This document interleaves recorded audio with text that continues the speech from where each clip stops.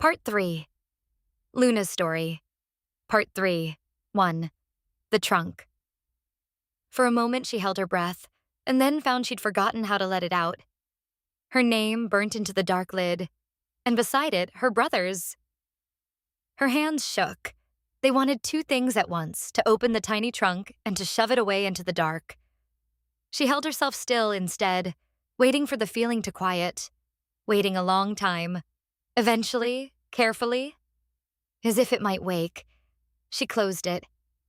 She tried to press the tape back onto the cardboard box, but it wouldn't sit right. It never would again. She knew that. These were not memories she wanted. She had left all of this behind her. Years behind. She left the box where it sat, on top of the 6 she had never opened, lowered the attic stairs, and returned to her room without a sound. Luna woke hours later, in the middle of the night, as tired as if she hadn't slept at all. The dreams were back, the one she could never quite remember. Except now she was starting to remember it. That was the trouble. Now, all she could think about was that trunk, and whether she had been lying to herself all these years.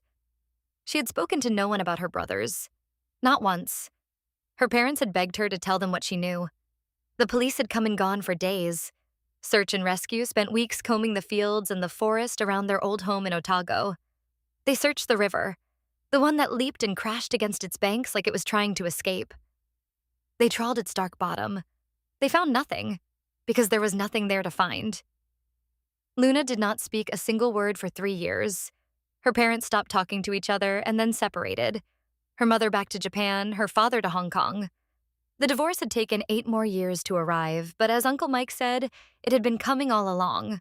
And she had been sent to boarding school and to the farm for the holidays, and she could still remember her second day at that school, going to bed numb and waking up fresh, almost reborn.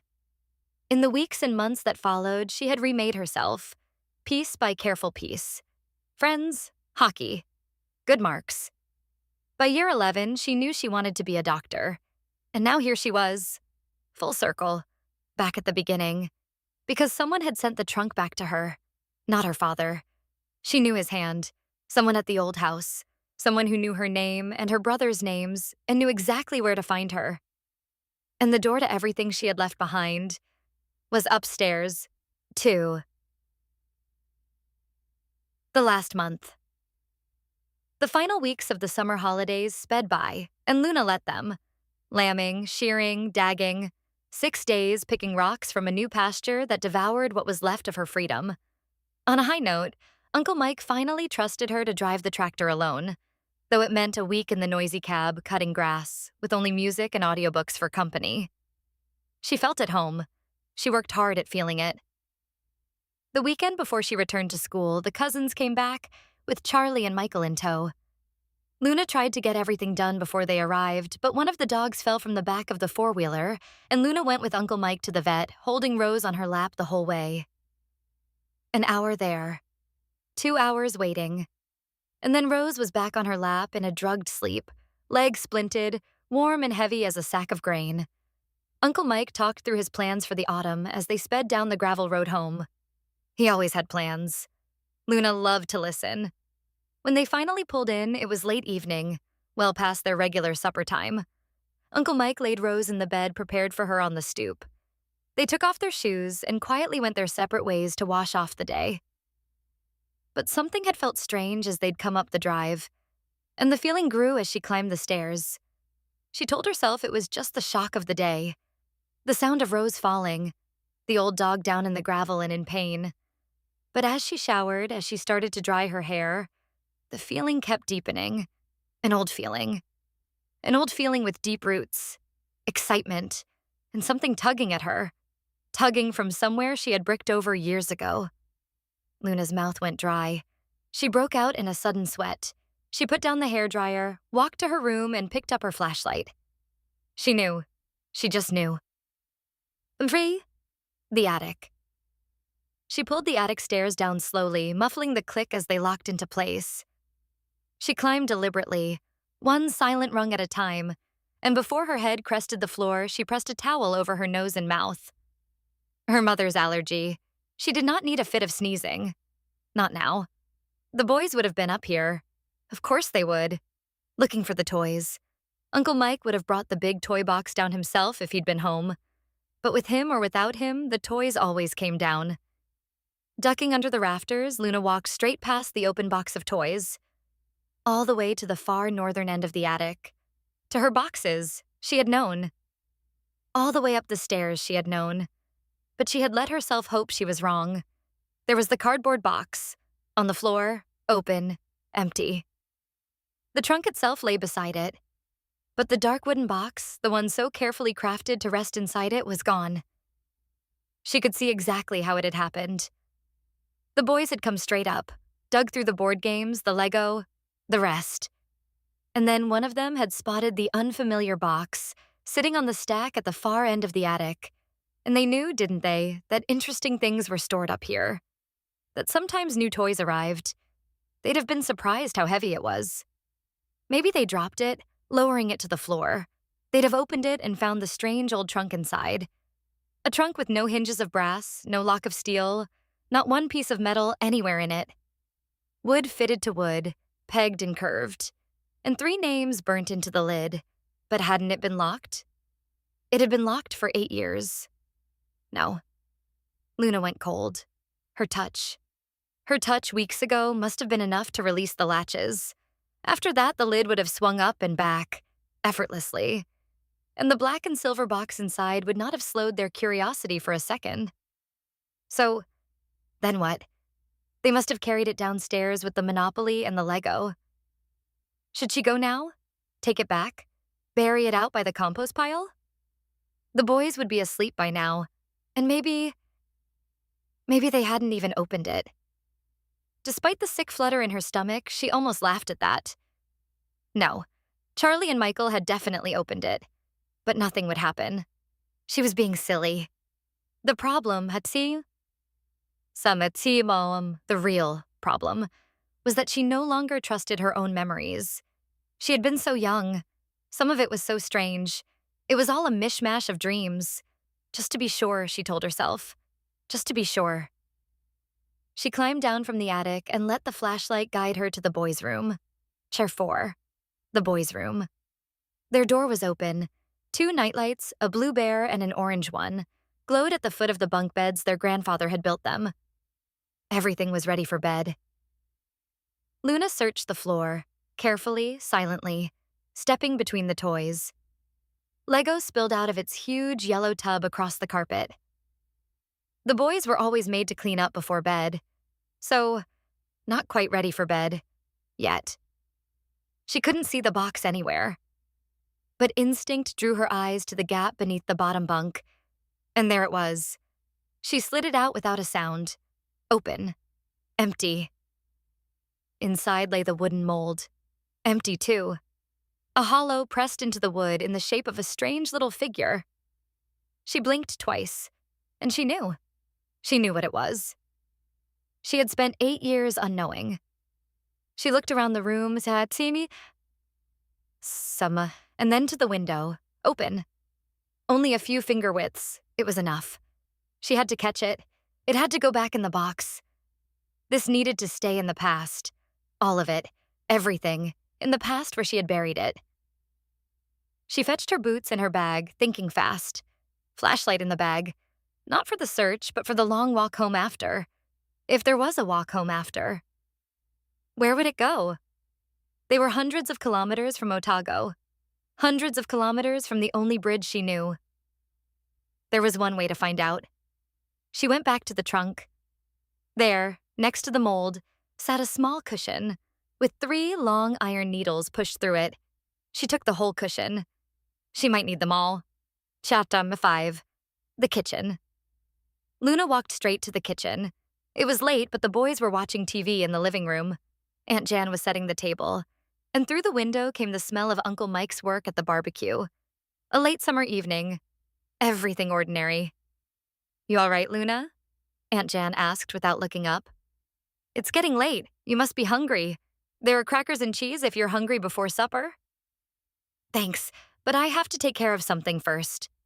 Luna kept her voice level while she dug through the cupboards. finally pulling out a large steel bowl. "Wasn't there a box of wine corks here somewhere?" she asked, to herself as much as anyone. "Back of the pantry," her aunt replied, not turning around. Luna found the box and took a handful. She couldn't be sure how many she'd need. She was filling the bowl with water when she heard a car pull up, and the rhythm of feet on the back steps told her it was David. He knocked, saw her through the kitchen window, and came in beaming. That grin. The one that said he was as happy as he could be and bursting to share it. "I know it's a bit late," he said, pulling his usual stool up to the counter. "Mom said you were heading back to school early, so—" He trailed off. "What are you doing?" Luna was pushing a needle through the length of a cork. It was harder than she'd expected. She had to brace it against the counter to force it all the way through. She paused, looked up at David. For one moment, one single moment, she considered just telling him everything. David, whose life was so good, so safe, that he could not imagine a life that wasn't. The moment passed. No one, not even gullible, lovable David. She placed the cork gently on the water. "Is it magnetized?" David asked. "I think I've seen a YouTube on this." Luna just shook her head. The needle and cork did not move. Luna counted her heartbeats, 60, hoping nothing would happen, knowing that it would not be that simple. On 61, the cork turned like clockwork, turning as though on a swivel. It pointed straight out through the deck doors to the hills behind the house. David was saying something. She could hear his voice, but not the words, because there was only one thought left in her head. What is the first running water in that direction? There was a large creek in the valley past the hills beyond the cowshed pasture.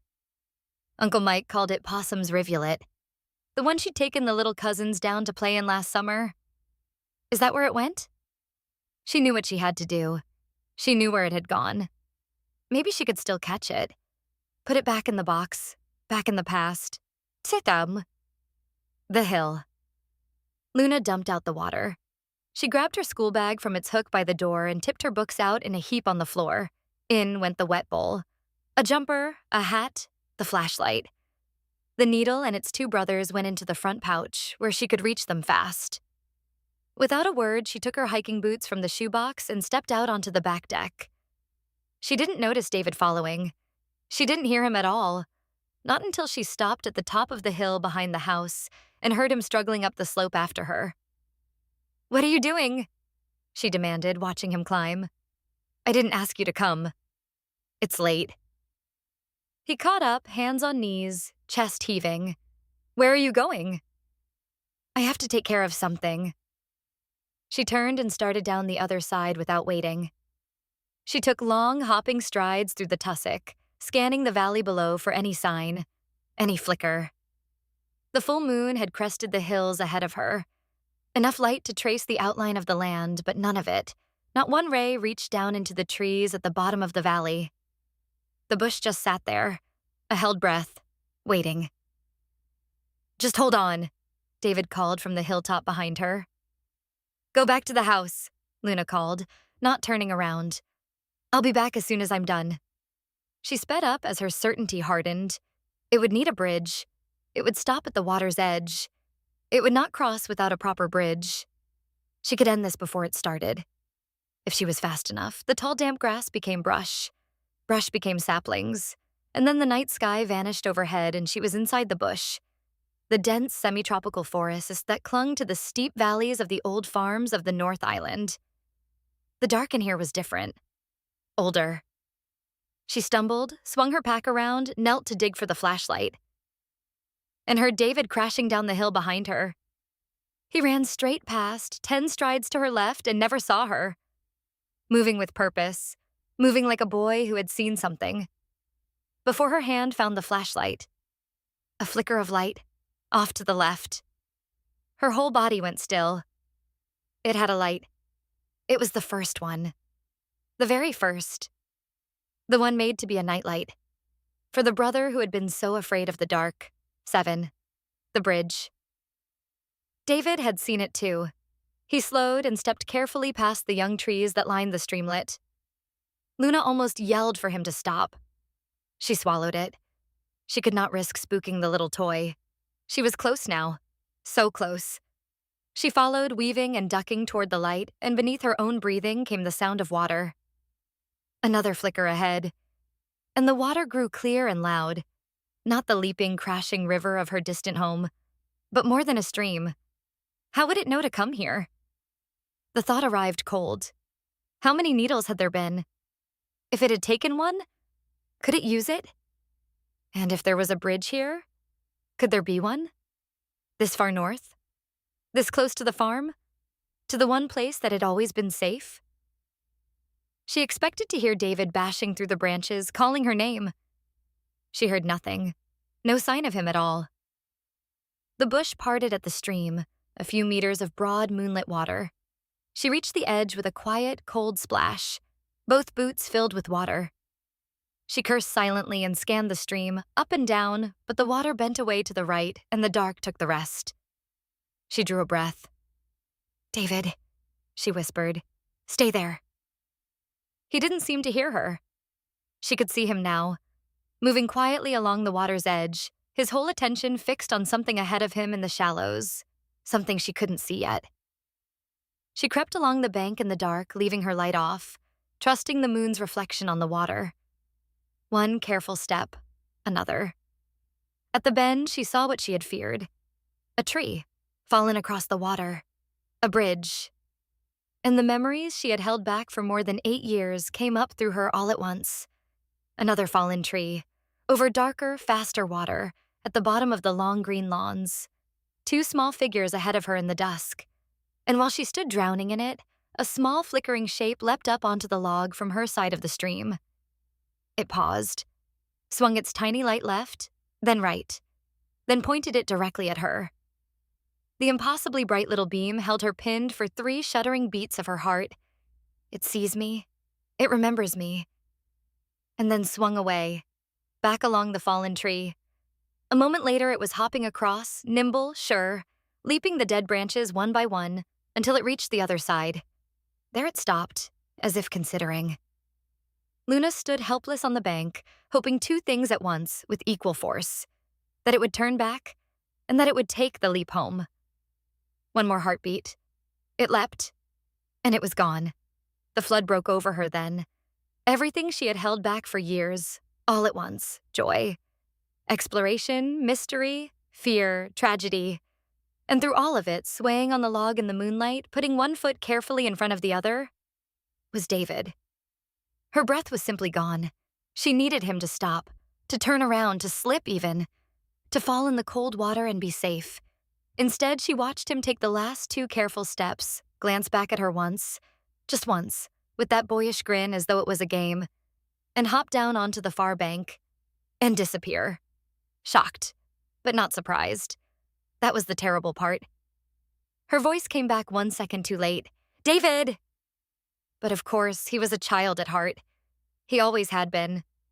Being with David was like being 10 again. That was what had enticed him to follow. And that, despite his age, must have been what let him pass. She paused for a count of 10 heartbeats. No more.